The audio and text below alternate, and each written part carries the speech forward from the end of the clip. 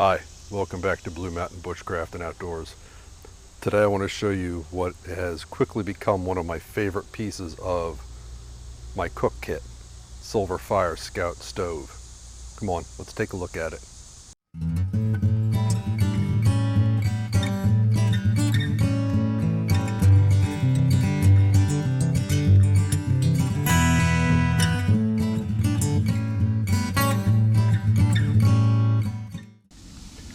So not all that long ago I released a video on a budget wood gas stove. This one right here. I had picked this up from a vendor on eBay, and it was my very first foray into these gasifying type stoves. I'd never used them before. So that desire for me to see what other kind of gasifier stoves were available led me to a company called Silverfire. They're based out of Eugene, Oregon, and is a very small family-run business run by a gentleman by the name of Todd Albee. The Silverfire offers a number of different options, everything from just the bare bones basic stove itself and all the way up to its deluxe kit, which includes a cook pot, utensils, a method of starting your fire, the whole 9 yards. So what we have here is the deluxe kit. And when you take it out of the box, this is what you see. It's got a very nice little nylon stuff sack. Open that up, and what you will get is a set of operating instructions, which actually has some pretty handy information in there. A catalog from Silverfire. And this pot. This MSR Seagull is a tried and tested piece of equipment used by thousands and thousands of campers, backpackers, hikers, whatnot. So this is a pretty solid piece of kit right here. It's all stainless steel. Open the latch, pop the lid. That doesn't come with it. And this is what you're going to see. First thing is this awesome little fire starter. Now, this is from Strike Master, also known as Hemlock's Hideaway, and if you've been following my channel, you will recall that I've actually reviewed their fire starters before. The next thing you're going to see is this small sack. Open that up, you're going to find 2 utensils. Unfortunately, I seem to have left the fork out of the kit after the last time I used it and washed it. So it's probably sitting back in the drawer in the kitchen. I know what you're thinking. Quit screwing around and get to the stove. Alright, so that's what we're going to do. Okay, so this is the Silverfire Scout. It is a very simple piece of equipment. It really only consists of 4 parts. You've got your base here.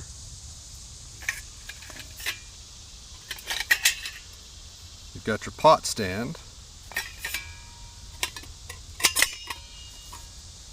And you've got your burning chamber. Let's put this together for you first. That goes on top of the base like that. Take your pot stand, drop it down on top, and you're all done. That's assembly. So let's take a look at the differences between the budget model and the Silverfire. This pot stand for the generic one is actually a direct copy of Silverfire's old model Scout. So that's the first difference that you're going to see when you pick these up. This one has these little fold-out legs. And the Silverfire just has this very simple one-piece design. Okay, so the next difference is actually in the burning chamber, all right, the part that's doing the actual gasifying and the work. First glance, they don't look all that different. But you'll see that the Silverfire has this added plate down here, an ashtray whatever you want to call it, that is built into it. This one does not have that. The other difference in this tray is that it has a whole lot more ventilation here in the bottom, and that really seems to aid in burning efficiency. But what I really like about this is that when these things are both going, they get very hot. And with a generic one, say if we have it down here on this stump, and I'll show you a stump that I've already burned this on, you're going to actually catch the top of this stump on fire, because that's how hot it gets. Whereas with the Silverfire, it's going to get pretty hot and it's going to get warm, but the surface isn't even going to char. So you have a whole lot less risk of your contained fire actually, migrating out, catching things in your surrounding area on fire and getting away from you. So I've already discussed the added safety that can be found in this Silverfire, as well as the increased burning efficiency. The other thing that immediately struck me when I started using this, despite how well it burned, and it did burn very well, was the ease of putting something on top of here. As you can see, that's got a pretty wide base to it. So, if you're doing something like, say, this seagull, no problem there.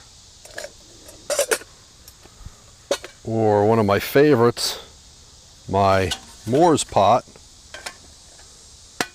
That stove works great, not a problem at all. But say you're traveling a little bit lighter and maybe you've just got a canteen cup, just a standard USGI canteen cup. Here's where you start running into problems. The base is so wide that it really becomes problematic to sit that on top of it. This one-piece integral pot stand that the Silverfire currently has on it is vastly more forgiving. So you want to put your canteen cup on here, not a problem. It's not going anywhere. Say you have something smaller. You've got a Tokes Titanium 450 milliliter cup. I don't typically cook in this, but you certainly could. And that fits on there perfectly, not an issue. So one of my favorite cook pots for lightweight small stuff, my Tokes 750 milliliter pot, fits on great. On here, you're resting it right on the inside corners of these hinges. So it's not terrible, but it's not very good either. Let's say you want to cook right inside your water bottle. Here's a clean canteen 27 ounce. Yeah, that's not working. On here, not a problem. Okay, so the Silverfire is a top-loading biomass stove. And what that means is there's no doors or hinges or anything else on here. All the fuel that you're going to add to this goes straight in the top here. Silverfire says that you will get approximately 20 minutes of solid burn time with a full chamber of twigs and other types of biomass that you find out here in the woods. And I found that to be fairly consistent. What you want to do, and I'll demonstrate this for you in a second, is you want to load this up for your first time vertically. So that means instead of just taking your twigs and dropping them in there like that, what we want to try and do is get our twigs broken up here.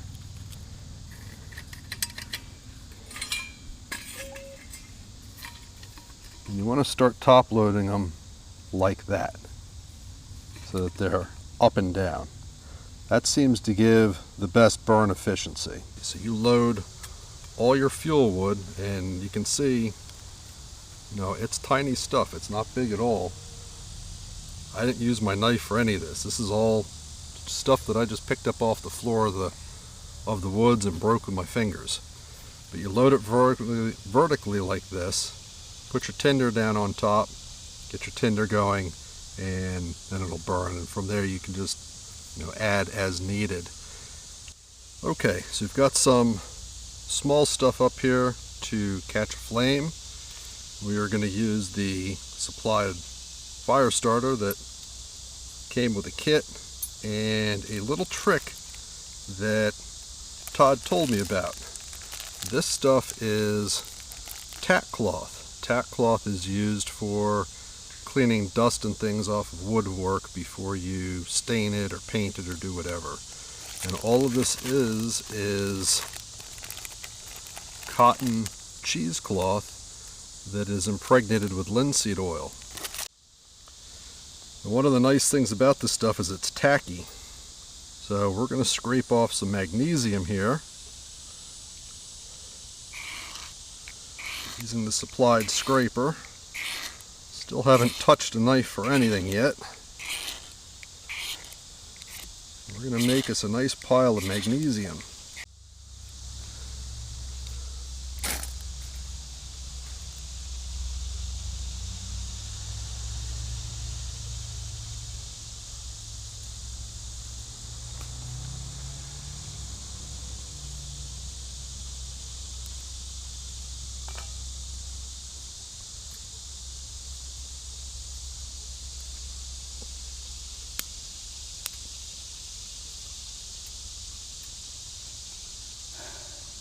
At this point, the stove really isn't gasifying yet. It's still catching. I've got a lot of fuel that's up at the same level as those jets. Let's get our pot stand put on and let it burn. You can start to see that gasification process is really taking hold now, and it's only probably been burning for, I don't know, maybe 2 minutes tops. But it's already gasifying. I hope you can see that. It's burning beautifully. You've got all those coals down below that are glowing. They're giving off those gases. The gases are ventilating up through the top, out those jets, and igniting. So, super efficient. There is absolutely no smoke at all with this. Okay, so this is about 15 minutes. Can't see a whole lot of active flame going on, but there is still a ton of heat coming out of here. Plenty to catch that feather stick without any trouble. So at this point, if you still need fire to cook with, I'd just be adding some extra fuel, dumping it in there. You're not going to be worried about how you're stacking it or anything like that. You just add your fuel as needed, and this thing's going to crank right back up with all sorts of pretty flames that you can see without any trouble. And there she goes again, cranking right back up. It's just as simple as that, guys. It couldn't get any easier to use.